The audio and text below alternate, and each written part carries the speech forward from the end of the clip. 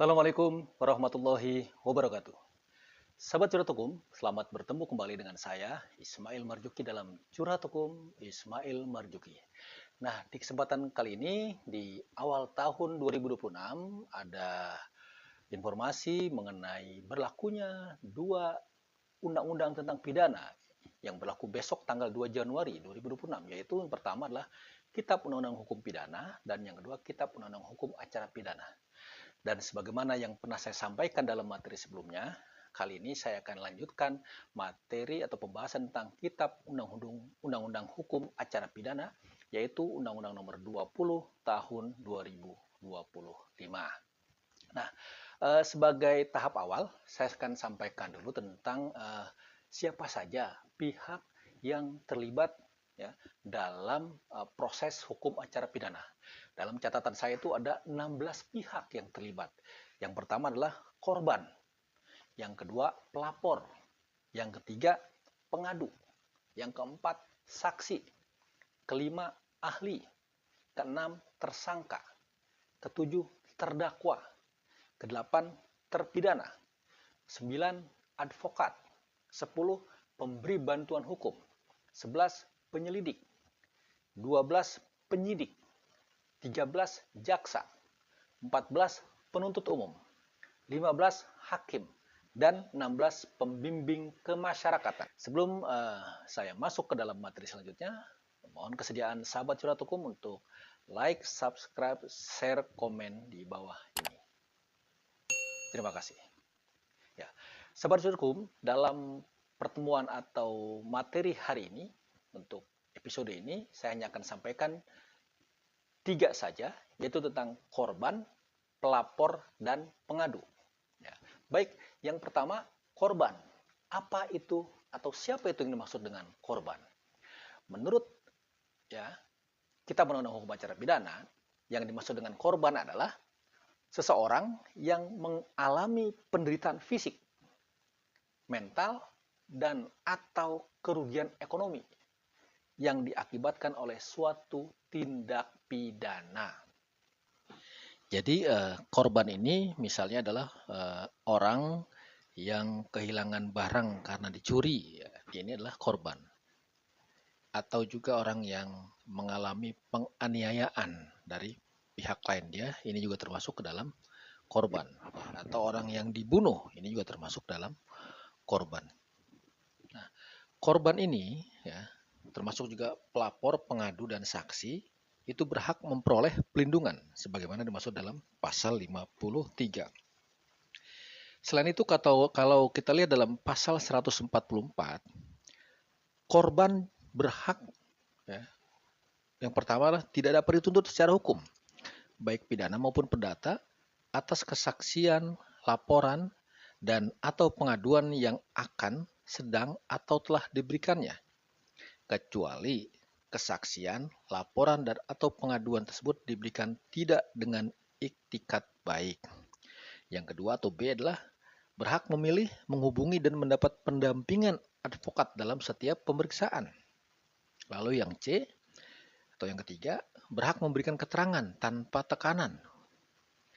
Lalu yang keempat atau D adalah berhak mendapat penerjemah atau juru bahasa. Berikutnya adalah berhak bebas dari pertanyaan yang menjerat. Yang berikutnya, berhak mendapat informasi mengenai perkembangan perkara. Berhak mendapat informasi mengenai putusan pengadilan. Berhak mendapat informasi dalam hal terpidana dibebaskan. Berhak memperoleh pelindungan atas keamanan pribadi, keluarga, dan harta bendanya, serta bebas dari ancaman yang berkaitan dengan kesaksian yang akan, sedang, atau telah diberikannya. Berhak dirahasiakan identitasnya. Berhak memperoleh penggantian biaya transportasi selama proses penanganan perkara. Berhak mengajukan restitusi melalui tuntutan. Berhak melakukan mekanisme keadilan restoratif. Berhak ikut serta dalam proses memilih dan menentukan bentuk pelindungan dan dukungan keamanan.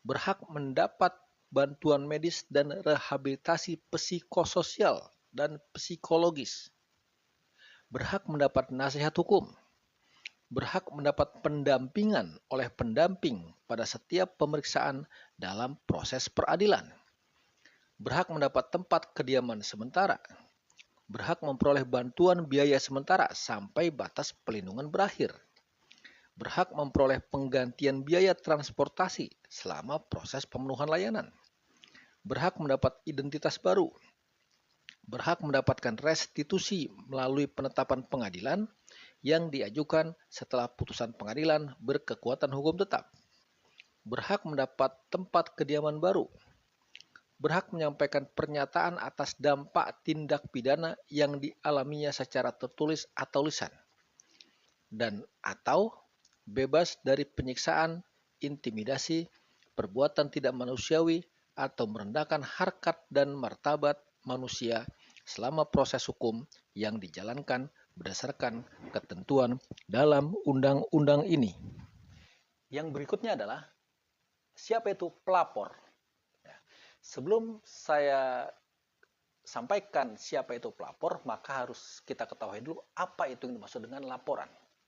Laporan adalah pemberitahuan yang disampaikan oleh seseorang kepada penyelidik, penyidik Polri, penyidik pegawai negeri sipil, atau penyidik tertentu mengenai telah terjadinya peristiwa pidana, sedang terjadinya peristiwa pidana, atau diduga akan terjadinya peristiwa pidana.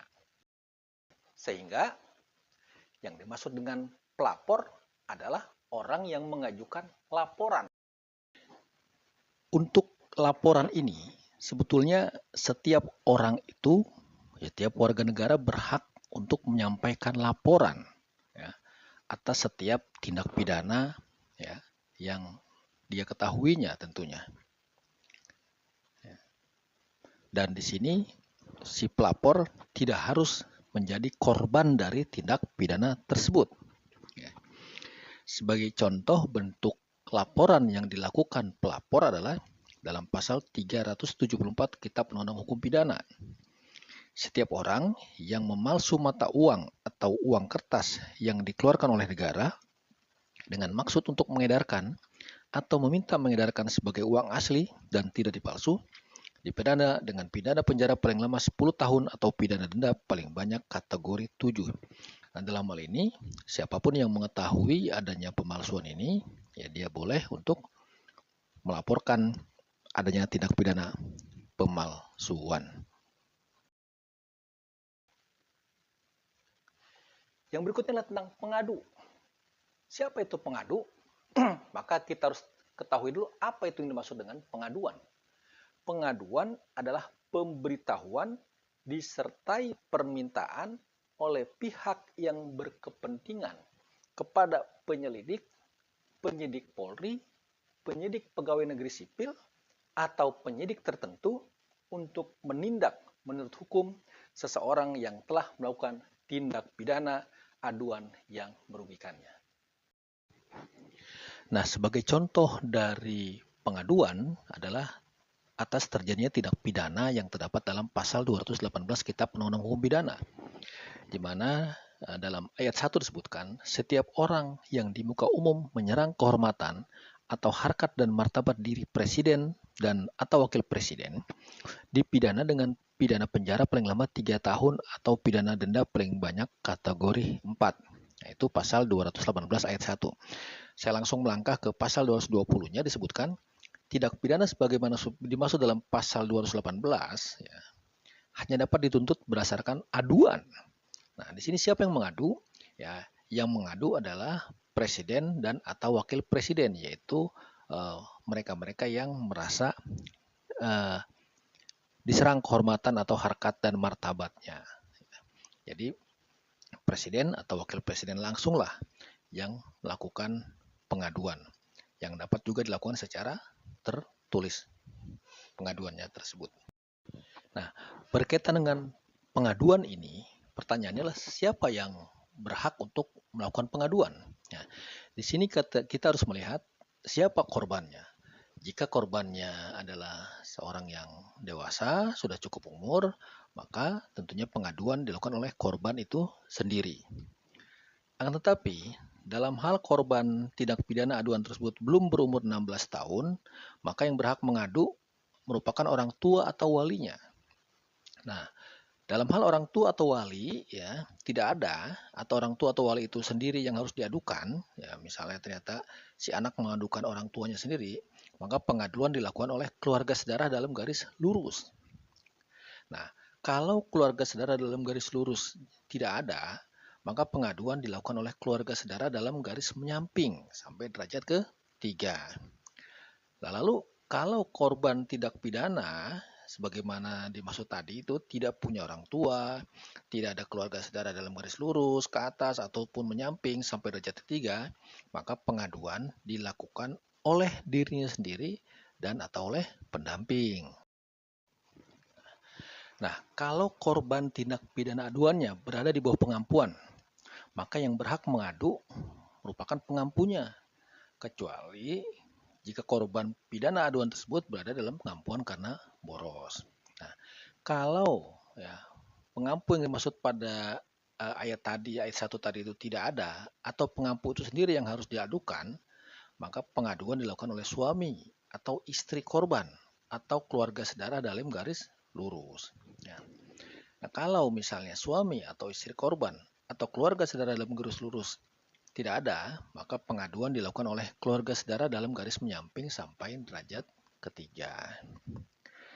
Dan yang terakhir adalah kalau korban pidananya itu meninggal dunia, maka pengaduan dapat dilakukan oleh orang tua, anak, suami atau istri korban, kecuali jika korban sebelumnya secara tegas tidak menghendaki adanya penuntutan.